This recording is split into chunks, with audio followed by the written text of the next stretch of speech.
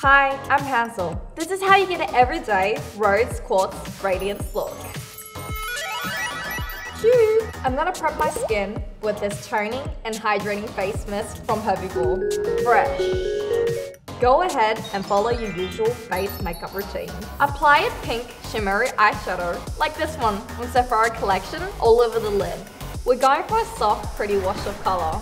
Next, pop on a pink cheek color, like this one from Benefit Cosmetics. Blend it upwards and outwards to create a healthy rosy flush. Now we're gonna highlight our nose bridge and cheekbones with this rose gold Cap on Deed highlighter. This is gonna make the features pop, glittery. Let's finish off with a pinkish red Sephora collection lipstick. We're gonna create a blurry ombre effect. Apply the lipstick on the center of your lips, then blend it outwards to create a soft, radiant look.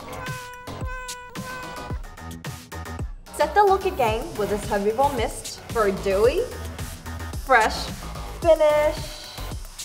All done!